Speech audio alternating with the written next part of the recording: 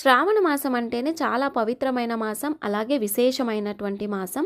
ఈ శ్రావణ మాసంలో మనం ఎంత చిన్న పూజ చేసినా కూడా ఆ పూజకు ఫలితం త్వరగా వస్తుంది, అలాగే అద్భుతమైన ఫలితాలు ఉంటాయి అని పెద్దవాళ్ళైతే చెప్తుంటారు కదా. ఈ శ్రావణ మాసంలో మనం కార్తీక మాసంలో శివారాధన ఎలాగైతే చేస్తామో కార్తీక మాసంలో కూడా అలాగే చేస్తాము. ఇంకా లక్ష్మీ అమ్మవారిని, ఆ నారాయణ్ణి కూడా మనమైతే శ్రావణ మాసంలో పూజిస్తాము. ఇంతటి విశేషమైనటువంటి ఈ శ్రావణ మాసం ఈ 2026 సంవత్సరంలో ఎప్పుడు మొదలవుతుంది, అలాగే ఎప్పుడు అయిపోతుంది? అలాగే శ్రావణ మాసం అంటేనే మహిళలందరూ ఎదురు చూసేది వరలక్ష్మి వ్రతం కోసం.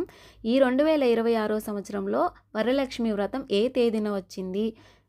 మంగళ గౌరీ వ్రతం చేసుకోవడానికి ఎన్ని శ్రావణ మంగళవారాలు వచ్చాయి, అలాగే శివారాధన చేసుకోవడానికి ఎన్ని శ్రావణ సోమవారాలు వచ్చాయి, ఈ అన్ని విషయాలు అయితే మనం ఈ వీడియోలో చూద్దాము. అలాగే శ్రావణ మాసంలో ఇంకా ఏమేం పండుగలు ఉన్నాయి, ఆ విషయాలన్నీ ఈ వీడియోలో చూద్దాము. నా ఛానల్ని మొదటిసారి చూస్తున్న వాళ్ళైతే సబ్స్క్రైబ్ చేయండి. అలాగే వీడియో మొత్తం చూసిన తర్వాత మీకు నచ్చినట్లయితే లైక్ చేయండి, అలాగే హైప్ కూడా ఇవ్వండి. ఈ 2026 సంవత్సరం మనకి శ్రావణ మాసం ఆగస్టు 13వ తేదీ అయితే మొదలవుతుంది. అలాగే సెప్టెంబర్ 11వ తేదీ అయితే మనకి ఎండ్ అవుతుందండి. అమావాస్యతోటే మనకి ముగుస్తుంది శ్రావణ మాసము. మొత్తం ఈ శ్రావణ మాసంలో మనకి 4 శుక్రవారాలు అయితే వచ్చాయి. మొదటి శ్రావణ శుక్రవారం ఆగస్టు 14వ తేదీ, అలాగే రెండవ శ్రావణ శుక్రవారం 21వ తేదీ, అలాగే మూడవ శ్రావణ శుక్రవారం ఆగస్టు 28, నాలుగవ శ్రావణ శుక్రవారం వచ్చేసి ఆగస్టు 4వ తేదీ అయితే వచ్చాయి.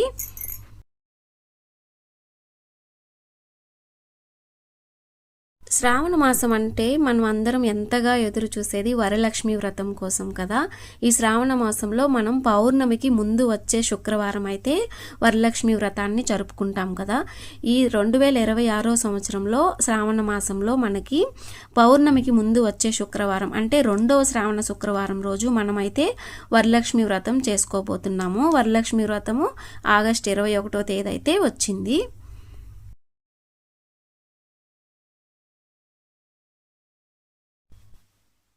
శివారాధనకు కార్తీక మాసం ఎంత విశేషమైనదో అంతే విశేషంగా శ్రావణ మాసంగా కూడా చెప్తారు. ఈ శ్రావణ మాసంలో అందరూ 16 సోమవారాల వ్రతం కూడా శివయ్యకైతే చేసుకుంటారు. మొత్తం ఈ శ్రావణ మాసంలో ఈ 2026 సంవత్సరంలో 4 శ్రావణ సోమవారాలు అయితే వచ్చాయి. మొదటి శ్రావణ సోమవారం వచ్చేసి మనకి ఆగస్టు 17వ తేదీ వచ్చింది. అలాగే రెండవ శ్రావణ సోమవారం ఆగస్టు 24వ తేదీ వచ్చింది. మూడవ శ్రావణ సోమవారం ఆగస్టు 31వ తేదీ అయితే వచ్చింది. ఇక నాలుగవ శ్రావణ సోమవారం అయితే మనకి ఇక్కడ సెప్టెంబర్ 7వ తేదీ అయితే వచ్చింది. మొత్తం 4 శ్రావణ సోమవారాలు అయితే మనకి ఈ శ్రావణ మాసంలో వచ్చాయి.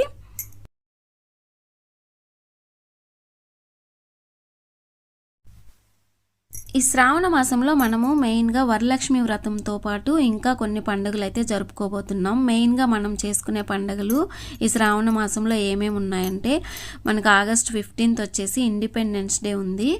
అలాగే మనకి ఇంకా నాగుల పంచమి ఆగస్టు 16వ తేదీ అయితే వస్తుంది. దీన్ని ఈ శ్రావణ మాసంలో చాలా విశేషమైన రోజుగా అయితే జరుపుకుంటాము. అలాగే మనకి రాఖీ పండుగ ఆగస్టు 28వ తేదీ అంటే మూడవ శ్రావణ శుక్రవారం అయితే మనకి రాఖీ పూర్ణిమ వస్తుంది. అలాగే ఈ శ్రావణ మాసంలో మనం శ్రీకృష్ణ జన్మాష్టమి కూడా జరుపుకుంటాం కదా. శ్రీకృష్ణ జన్మాష్టమి ఈ శ్రావణ మాసంలో సెప్టెంబర్ 4వ తేదీ అయితే వచ్చింది. మెయిన్గా మనం ఈ శ్రావణ మాసంలో ఈ ముఖ్యమైన పండుగలు అయితే జరుపుకోబోతున్నాము. ఈ శ్రావణ మాసంలో వచ్చే మంగళవారాలు మహిళలందరూ మంగళ గౌరీ వ్రతం అయితే చేసుకుంటాం కదా. అయితే ఈ శ్రావణ మాసం అంటే 2026 సంవత్సరంలో 4 శ్రావణ మంగళవారాలు అయితే వచ్చాయి. మొదటి శ్రావణ మంగళవారం వచ్చేసి ఆగస్టు 18వ తేదీ వచ్చింది. అలాగే రెండవ శ్రావణ మంగళవారం ఆగస్టు 25వ తేదీ అయితే వచ్చింది. మూడవ శ్రావణ మంగళవారం సెప్టెంబర్ 1వ తేదీ అయితే వచ్చింది. అలాగే నాలుగవ మంగళవారం సెప్టెంబర్ 8వ తేదీ అయితే వచ్చాయి. ఇలాగా మనకి ఈ 2026 సంవత్సరంలో 4 శ్రావణ మంగళవారాలు అయితే వచ్చాయి.